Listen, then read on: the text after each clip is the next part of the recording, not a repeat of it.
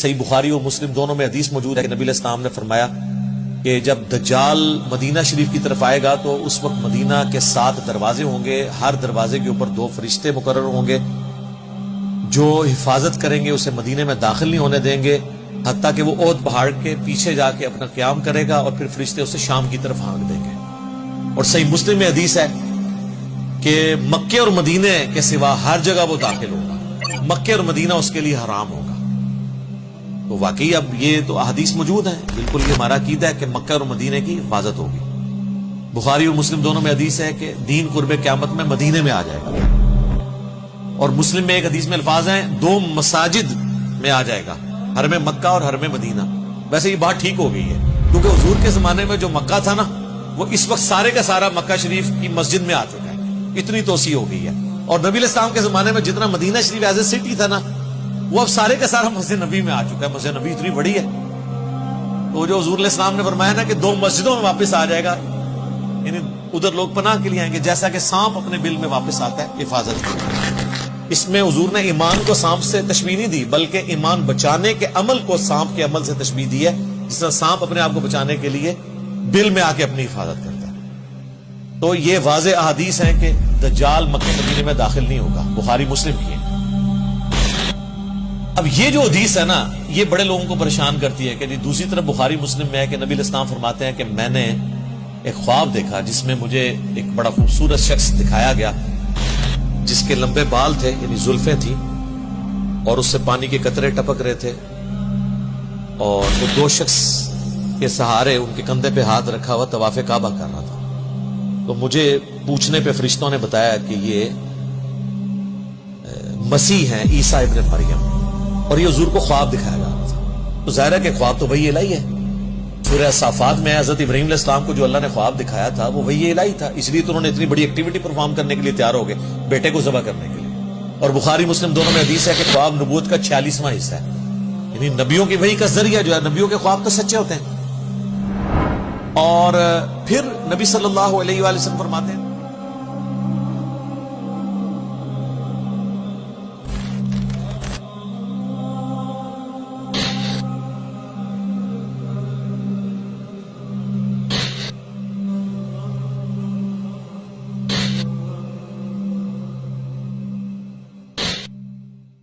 تو میں نے پوچھا یہ کون ہے، تو مجھے بتایا گیا یہ مسیح دجال ہے، وہ اوریجنل مسیح یعنی کرائسٹ، اور یہ ہے اینٹی کرائسٹ۔ وہ اکثر لوگ کہتے ہیں کہ دجال کو مسیح کیوں کہا جاتا ہے؟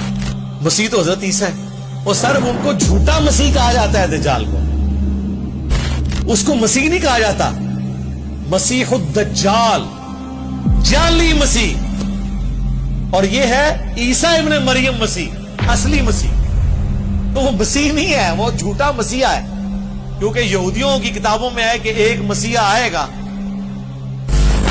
بنی اسرائیل کے اندر۔ وہ مسیح آیا، ان کو سمجھاتا رہا، انہوں نے اس مسیح کے قتل کے فتوے جاری کیے، اس کو اللہ نے اوپر اٹھا لیا۔ کون؟ عیسیٰ ابن مریم۔ لیکن ان کو پتہ ہی نہیں چلا۔ اب جب وہ دجال آئے گا نا، وہ کہیں گے اچھا یہ ہے ہمارا مسیحا، تو وہ دھوکہ کھا کے اس دجال کو عیسیٰ ابن مریم کی جگہ مسیح مان لیں گے اپنا۔ یہ نہیں ہے کہ وہ کوئی یہودی اللہ کے ماننے والے نہیں ہیں، ایسا نہیں ہوگا، وہ دھوکہ کھا جائیں گے، اور اللہ کا ان پہ یہ عذاب ہے کہ انہوں نے پیغمبروں کے ساتھ جو ہے وہ غداری کی ہے، تو اس کی سزا وہ بھگتیں گے۔ وہ نبی علیہ السلام کو بتایا گیا یہ مسیح دجال مسیح، دجل کہتے ہیں نا دھوکہ دینے والے کو، جعلی مسیح، اسی ہم انگلش میں اسے کہتے ہیں کرائسٹ، عیسیٰ ابن مریم کو اس کو کہتے ہیں اینٹی کرائسٹ۔ لیکن یہ واقعہ خواب کا ہے، خواب کا واقعہ تشبیہ کے طور پہ ہوتا ہے، ایکچوئل نہیں ہوتا۔ مثلا بخاری اور مسلم دونوں میں حدیث ہے، نبی علیہ السلام فرمایا میں نے خواب میں دیکھا کہ میرے ہاتھ میں 2 سونے کے کنگن ہیں، تو میں اس کی وجہ سے بڑا پریشان ہوا، پھر میں نے اس پہ پھونک ماری تو وہ غائب ہو گئے، اور اس کی تعبیر میں نے 2 جھوٹے پیغمبروں سے کی ہے جو ظاہر ہوں گے، اور وہ حضور کی زندگی میں ظاہر ہوں گے۔ وہ مسلمہ کذاب تھا، تو دوسرا اسود، یہ 2 حضور کی زندگی میں ظاہر ہوں گے۔ اب حضور نے کبھی سونے کے کنگن پہنے ہیں زندگی میں، یا اس خواب کے بعد کبھی پہنے؟ لیکن خواب میں ایسی چیز دکھائی گئی جو تشبیہ کے طور پہ تھی. خواب ایک ڈپارٹمنٹ ہی الگ ہے. صحیح بخاری میں نبی علیہ السلام نے غزوہ احد سے پہلے خواب دیکھا کہ آپ کے سامنے ایک گائے ذبح ہو رہی ہے اور اتنا خون نکل رہا ہے اس کا. تو نبی علیہ السلام جو ہے نا گھبرا گئے. آپ کو پتا چل گیا کہ میرے اصحاب اس میں شہید ہو گئے. 70 کے قریب صحابہ شہید ہوئے. مدینے کا کوئی گھر نہیں تھا جس میں میت نہ گئی ہو. ایک بہت بڑا لاس تھا حضور علیہ السلام کے لیے. واضح ایک فتح شکست میں بدل گئی. وہ چند تیر اندازوں کی حضور علیہ السلام کی نافرمانی کرنے کے سبب بعد میں اللہ نے معاف کر دیا. سورہ ال عمران میں پوری کمنٹری آئی. بہرحال اس میں نبی علیہ السلام نے اس گائے کے خون کی تشبیہ اس سے کی. یعنی اس طرح کے خواب میں بعض اوقات کوئی مناظر دکھائے جاتے ہیں. تو دجال والا جو منظر ہے یہ خواب کا اس سے یہ ثابت نہیں ہوتا کہ دجال طواف کعبہ کر رہا ہوگا.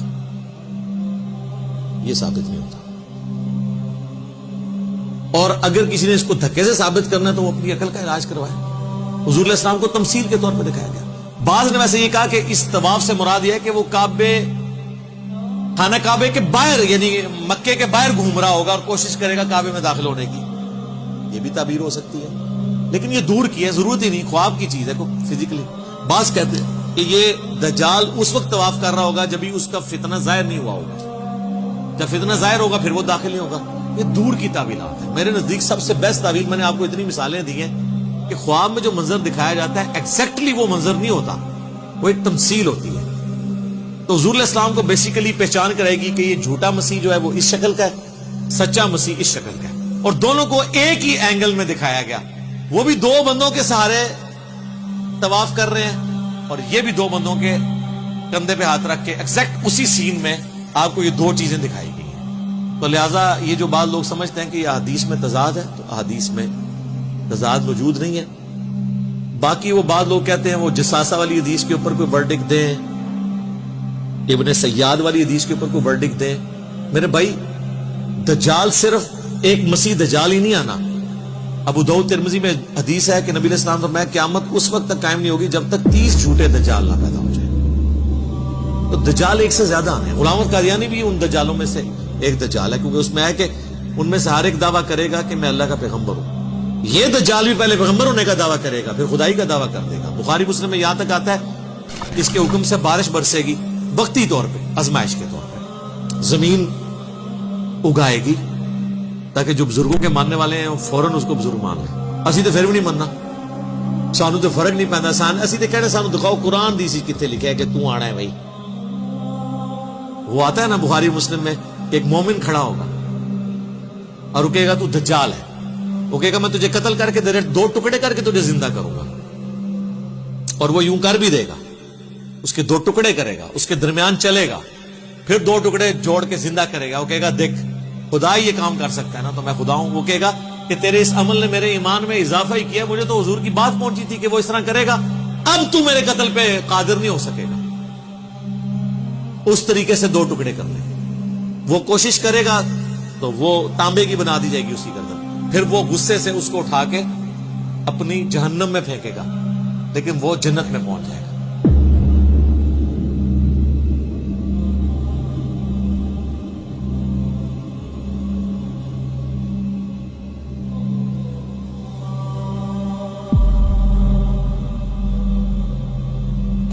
یعنی موت اس کو آ جائے گی. اور نبی صاحب فرمایا وہ اس زمانے کا سب سے بہترین شہید ہوگا, سید الشہداء ہوگا نا.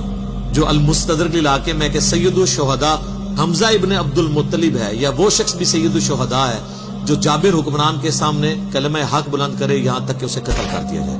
تو حسین ابن علی بھی سید الشہداء ہیں, اور وہ بھی مومن بھی سید الشہداء ہوگا جو دجال کے سامنے کھڑا ہوگا. حتیٰ کہ بخاری مسلم میں آتا ہے کہ دجال کے ماتھے پہ کافر لکھا ہوگا, لیکن ایبریویشن کافارا, مومن پہچان لیں گے. اور جو بابوں کے ماننے والے, کسے کہانیوں کے ماننے والے ہیں, وہ تو وہ کہیں گے کافر نہیں لکھا, تو انہوں سمجھ نہیں آئی ہے, یہ نہیں لکھا. جس نے کہتے ہیں کوڑا نے دھما لی دی, صرف ہدایت لا رہے ہوتے ہیں نا تکے نال, یہ بھی وہی کریں گے. کاف سے کش پڑھ لیں, ہو سکتا ہے فا سے فیض پڑھ لیں, اور را سے روحانیت پڑھ لیں, یا روحانیت روحانیت کی بجائے. بخاری اور مسلم دونوں میں حدیث ہے، نبی علیہ السلام نے فرمایا کہ حضرت آدم علیہ السلام سے لے کے سارے پیغمبر اپنی اپنی امتوں کو دجال کے فتنے سے آگاہ کرتے ہیں. اور مسلم میں ایک حدیث ہے کہ قیامت تک جتنے فتنے آئیں گے حضرت آدم علیہ السلام سے لے کے دجال سے بڑا کوئی فتنہ نہیں ہے. ظاہر ہے کہ اللہ کی طرف سے ایک آزمائش ہوگا، تو اللہ تعالیٰ میں محفوظ رکھے اس فتنے سے. اور اس کے لیے بھی صحیح مسلم میں ہے کہ نبی علیہ السلام نے فرمایا کہ جو شخص سورۃ الکہف کی پہلی 10 آیات یاد کر لے گا، اور ایک دوسری حدیث میں مسلم کی آخری 10 آیات کا بھی ذکر ہے، بہرحال پہلی 10 آیات یاد کر لیں تو وہ اس کے دجال کے فتنے سے بچ جائے گا. یہ آیات کوشش کریں روزانہ، نہیں تو ہفتے میں ایک دفعہ تلاوت کر لیں تاکہ یاد رہے. باقی یہ ویڈیو شیڈیو ریکارڈ کرانا ہے جی دجال نے کدوں آنا ہے، بھائی میں تو نہیں دجال نو کٹ سکتا، جدوں آئے گا دیکھی جائے گی. اور لوگ اس طرح کے ٹاپکس میں بڑا انٹرسٹ، قیامت کی نشانی ہے جی. قیامت کی سب سے بڑی نشانی آج سے 1400 سال پہلے ظاہر ہو چکی ہے، نبی علیہ السلام کی بعثت جی. قرآن میں ذکر ہے اقتربت الساعہ، قریب آ گئی قیامت. وانشق القمر، اور 2 ٹکڑے ہو گیا چاند. اور بخاری مسلم میں ہے کہ نبی علیہ السلام کے زمانے میں چاند 2 ٹکڑے ہوا. اللہ تعالیٰ نے یہ نشانی کے طور پہ دکھائی بات. پھر مسلم شریف کے الفاظ ہیں کہ میں اور قیامت اس طرح ساتھ بھیجے گئے جیسے یہ 2 انگلیاں، شہادت کی انگلی اور درمیان والی. یعنی اب میرے بعد کوئی نبی نہیں آئے گا، قیامت ہی آئے گی. ہزاروں انبیاء کی تاریخ میں آخری پیغمبر کا آنا اور اس کے بعد قیامت آنا، تو پھر تو سر قیامت کی نشانی ظاہر ہو چکی نہیں. باقی جو آپ قیامت کی نشانیاں ظاہر کرتے ہیں نا، کوئی الٹا کام ہو جائے تو کہتے ہیں قیامت کی نشانی ہے. پھر میں کہنا یہ ساری نشانیاں پاکستان ہی پوریاں ہو رہی ہیں. باہر کے ملک کے لوگ سکون کی زندگی گزار رہے ہیں، مہنگائی ہو جائے کہتے قیامت کی نشانی، بیسک نیڈز پوری نہ ہو قیامت کی نشانی، ہیومن سیکیورٹی نہ ہو کہتے قیامت کی نشانی. تو وہاں تو نشانی پھر ریورس ہو رہی ہے. دبئی میں جائیں کوئی ڈاکہ مار کے بتائے، کوئی چوری کرے، 0 پہ کرائم ریٹ لے آئے ہیں وہ تو پھر لگتا ہے قیامت سے بہت دور جا رہے ہیں. اس طرح نہیں قیامت کی نشانی ہوتی. باقی آپ نے ٹسکے لینے کے لیے سننا ہے تو سنتے رہیں. اصل چیز یہ ہے کہ آپ آخرت کی تیاری کریں، ان چکروں میں نہ پڑیں. ٹھیک ہو گیا؟ جزاکم اللہ.